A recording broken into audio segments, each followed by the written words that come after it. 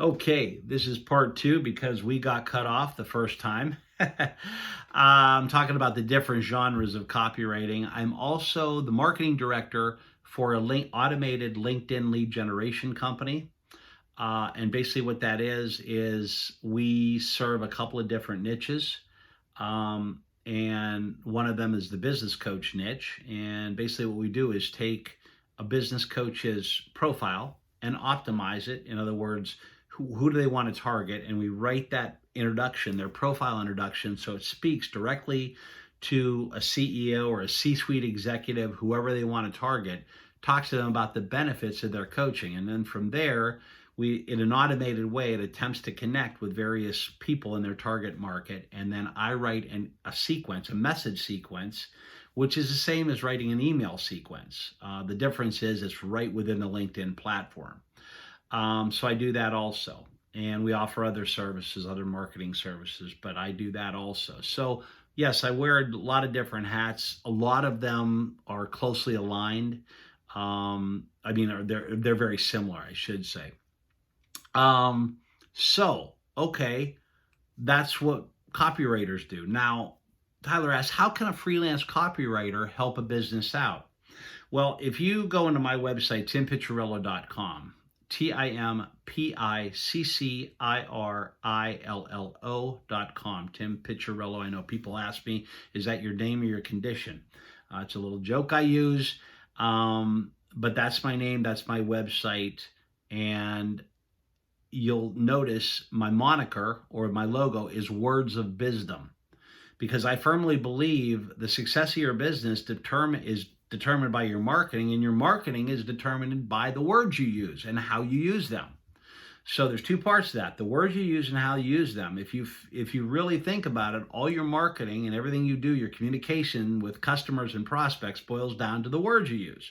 It doesn't matter whether it's text or whether it's like this video or whether it's an audio podcast. Words sell, words hurt, words can heal, words can help, words can turn people off, words can, if you do it right, words can make people whip out their wallet and pull out their credit card and put their number in and buy your product or service. So that's why copywriting, good copy, is critical for any business owner that wants to get ahead of the crowd. Your marketing message has to be consistent, and your voice, your copy, in other words, how do I want to put this? The copy you write, first of all, is, and I do this with a lot of businesses when they want to brand themselves or rebrand themselves. I said, well, first of all, what's your marketing message? What is the message you want to convey to sell your product or service? And then secondly, what is the voice do you want it to be silly? You ever had Ben and Jerry's ice cream? Read the outside of their ice cream container. They're funny as heck. They're great. They're kind of old hippies, right? Old hippy dippy thing. That's their voice. That's their brand voice. IBM, very conservative, right? Totally different. You got to know that voice, and you've got to have the tone of what you're going to do. And then from there, that copy has got to reflect that voice and that marketing message and that tone. So that's critical, and copy can make or break your business. When somebody clicks on your website, you get about 5 seconds to get their attention and hold it before they click off. It's just, attention spans are at an all-time low because there's so much multimedia just online and on TV, and we're just being barraged continually. So copy is everything. So why should a business consider hiring a freelance copywriter as opposed to an agency or a full-time freelancer or a full-time employee? Well, they can hire a full-time employee that just does copywriting if they get somebody that knows how to write copy. That's critical. Copywriters, as I told you already, are specialists. If you want somebody, it's better to hire a freelancer if you're putting out a new product or service, and you'll see that on Upwork all the time. We need to, write a landing page that sells this thing. So you're going to need a direct response copywriter. Or you have different paths. In fact, I just bid on a job the other day. that has 8 different customer tracks. It's for cold leads, it's for warm leads that they meet at a trade show, or people that have contacted them on their website wanting more information. So there's like 8 different tracks that they needed email sequences for that are completely different. I mean, they might be similar, but they're different because people are different places in the buying cycle. Okay. So why should you do that? Well, the agency might have a copywriter on staff, right? But you're going to pay the agency fee as opposed to a copywriter fee because the agency has to make money, right? That's what they do. So if you can find a full-time a copywriter to do whatever job you need, that's going to save you money in the long run. If you only, I've got one of my retainer clients just wants articles, a couple of blog posts a month. That's all they want. So I do that for them, and I don't even do those. I give them to a writer, one of my writers, who's just an excellent blog and article writer. So, because like I said, I can't do everything. Okay, so I think I answered your question there. What industries have you served and what size businesses do you have experience with? Well, this is what I serve primarily. You have to excuse me too. You see me ticking. I've got a tic disorder, not full-blown Tourette's. If that were the case, I'd be swearing at you. Actually, no, I don't want to provide misinformation, but I do have a tic disorder. So that's what I do. So what industry have I served? I've served a variety of industries. I've served the alternative health market with chiropractic, acupuncture, health food, health supplements, knee shots, for osteoarthritis. I've done a lot within that space. I've done software as a service, the SaaS industry, tons of stuff within there. I have done nail salons, the mortgage industry, the real estate industry, just probably several dozen various industries. What I prefer to work with are smaller businesses, entrepreneurial, I should say solo entrepreneurs. But the smaller businesses are what I choose to do. Usually the medium-sized businesses and up have their own marketing departments, and they don't normally need somebody like me. Right now I've got one business that is probably going to bring me on after the first of the year, and they do, their local business, they do about 12 million in revenue. Family owned, and it's just still considered a small business, but that will be a retainer client also. But that's what I, choose to do. I choose to keep work smaller. That's just what I know. Okay, you've obviously worked with me. What's the most memorable or most rewarding project you've done as a freelancer? This is the thing. I look at every business and entrepreneur that I work with as memorable, because if I can the cool thing about this, again, I look at it in marketing and business in general as a game to be won. And what that means is I want to beat the competition. I want to grow, because there's only 3 ways that you can make more money in any business. Number 1, get more customers, right? Increase your customer base.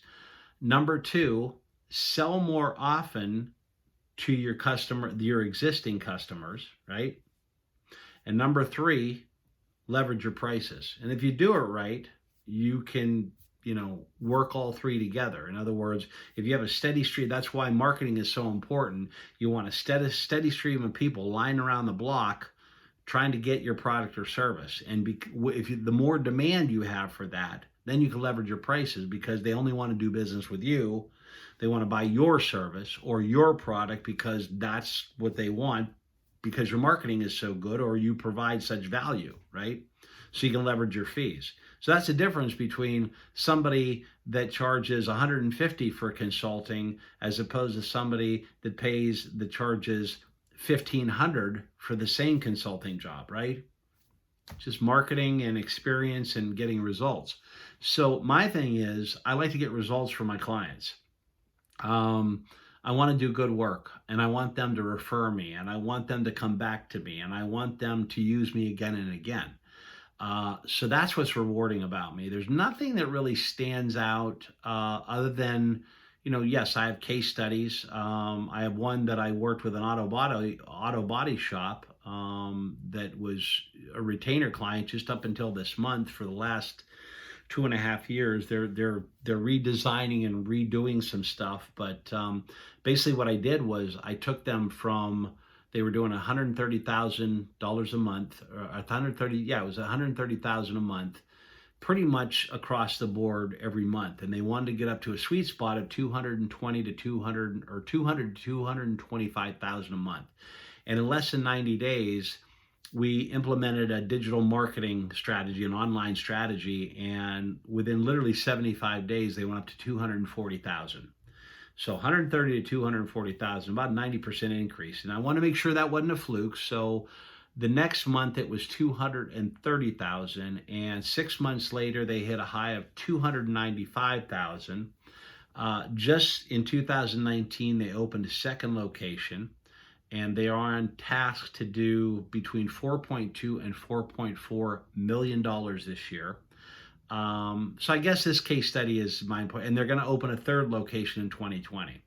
So that's the power of digital marketing, and that, I guess, is a very memorable one for me, because I worked on site with them for, oh my goodness, about 5.5 months, about 5 months, implementing this online strategy. And that's the power of online marketing. And why? Because the eyeballs are online today. That's where everybody is. That's where you want to advertise. So that's my big case study and the big claim to fame. But I love just helping businesses grow. I'm working right now with a local business that is sells and installs window treatments, everything from plantation shutters to blinds, curtains, and we're growing them. Growing them exponentially. I can tell they're doing very well. And so even this small contractor, it brings me a lot of joy just to be able to help grow his business. What's the benefit of using a freelance marketplace to find work as a freelancer? There's a lot of people that will say, don't use Upwork, don't use Fiverr, don't use any of those platforms. For me, it's been a boon. I get work on there all the time. It's just, those platforms are great to use because it's specifically designed to bring a freelancer and a business owner that needs your skills together. Now you're competing, right? And the key is to set up a good profile, and not only set up the good profile, but then send the good proposal, a proposal that sells you. So as a freelancer, you gotta learn to sell yourself. You've got to learn to market yourself, and once they raise their hand and say, I'm interested, then you got to sell yourself. Because it's not about just fulfilling the job and being good. If you're a web designer, that's not enough. There's tons of web designers. You've got to sell clients on the job, and that's the crucial key here. Selling clients, getting them to hire you, and learn how to sell. That's a critical skill in freelancing. But yes, using things like Upwork, Fiverr, Freelancer, I think Freelancing, I forget what it is, .com. There's a bunch of them out there, and some very specialized. So I would, yes, definitely use those platforms, leverage them. They're great for the slow times. They're great for any time. I kind of paid the price. I was top rated very quickly, and then just a couple of months ago, lost my top rated status. Why? Because I wasn't on there putting in proposals enough. I was kind of absent for a while, so they kind of penalized me. And my top rated score went down because they do score you on there, and that, so that's a whole other thing. But it is a good way to get work. So what is the benefit of hiring a freelancer through a freelance marketplace for an entrepreneur, startup, or small business owner? Same thing, particularly for startups and particularly for small businesses. I use them. I'm a solo freelancer. I'm a solo entrepreneur, and I use it as my back-end marketing department. I have a team, and these are all freelancers. They don't work for me. They're independent contractors. They're freelancers. I have a web developer and a virtual assistant she's done over 500 websites, not all for me, but I've worked with her for almost 20 years. All right. I've got writers. I've got social media managers. I've got graphic designers. I've got somebody that just specializes in LinkedIn lead generation. I do that for one of my clients. Not in an automated way. This is the same thing that we do with the automated company that I'm affiliated with, but this is in a manual way. And that's what she does. So there's all kinds of stuff for that. So what are some of the not so glamorous aspects of freelancing? Some hardships that people may not. Well, I think I've talked about them. It's you're in charge. All the crap comes back to you. If you hire somebody else to do something for you or for a client, if I hire somebody and my name's on it, it's all comes back to me. I'm responsible as a freelancer.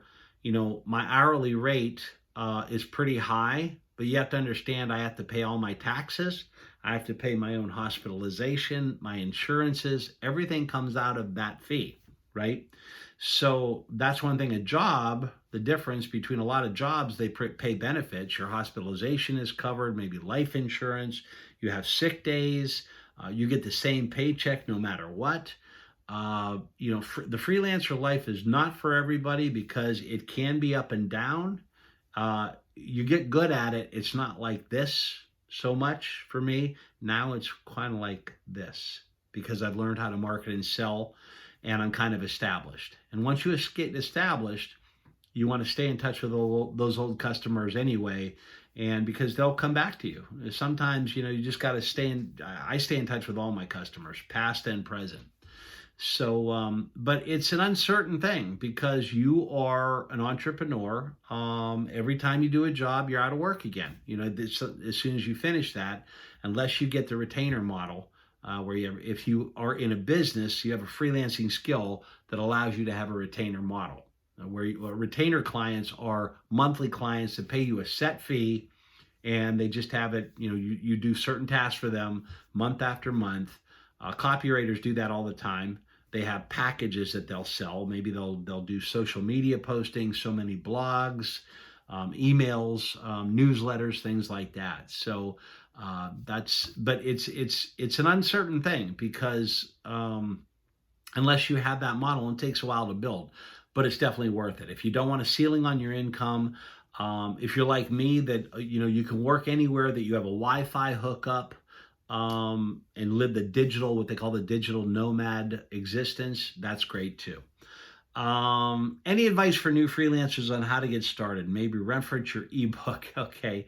I have an ebook. Go into my website and go into, I think, services. And just when you hover over services, timpiccirillo.com, hover over services, and you'll see my freelancer ebook. Download that.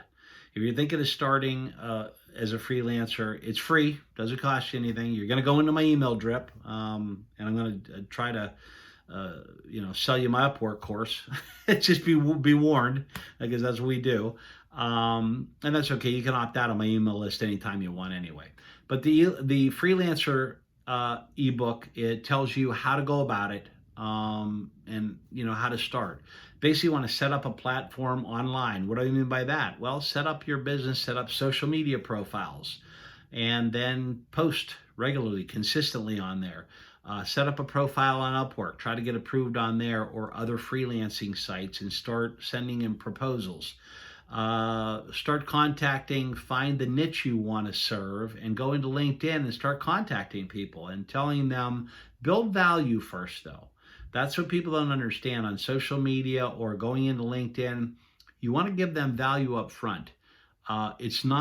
You don't do it anymore where it's like, hey, I got something to sell here. Will you buy it? No, you've got to prove yourself. There's so much competition. Basically, what you have to do is give them something up front, so provide a lot of value. That's why people do on their landing pages, they give freebies, right? Video downloads, checklists, all these, they call them lead magnets. It just nurtures, provides value, and that's what you want to do. And just get out there and start selling. Tell people what you do. Post on social media. Don't do it all the time. Educate them about what you do. What are the best, if you're a web developer, what are the best elements that makes a good website that's going to work for a business? what sells a business with the website? What are the elements they need? What components should they have? What should they put on each page? How should they structure their about page? What should be on their home page, right? Do things like that, educate. And then about once a week, ask them, hey, would you interested? Gary Vaynerchuk, I'm a huge fan, Gary V, put out a book a number of years ago, Jab, Jab, Jab, Right Hook. And what that meant is it was kind of like a metaphor for social media. Jab, jab, jab means give, give, give. Provide value, right? Give, give, give. And then right hook is ask, right? So then ask for the business. Give, give, give, then ask. If you can remember that, it's great. So that's basically, go to timpiccirillo.com, go to services, hover down, Freelancer Ebook, download it, free of charge, okay? What do I enjoy most about being a freelancer? I like the freedom because I can set my own hours. I can work. I'm flying home to Pennsylvania to spend the time with my elderly parents and my brother, about 11, 12 days at home, and I can work from there because I have a Wi-Fi hookup. I love that. I love that there's no ceiling on my income. I don't have structure. If I want to take a morning off, or, about once a week, I live in Florida. So during the nice weather, once a week, I'll take an afternoon off and go to the beach. It's just, critical for me to do that. But I compensate because I can work a Saturday, or I can work a Sunday afternoon, which I usually do anyway. So yeah, I love, I love doing what I do. The freelancer lifestyle gives me freedom. I can make as much or as little as I want for the most part. It's like anything else. You have to build the business, and I'm still building.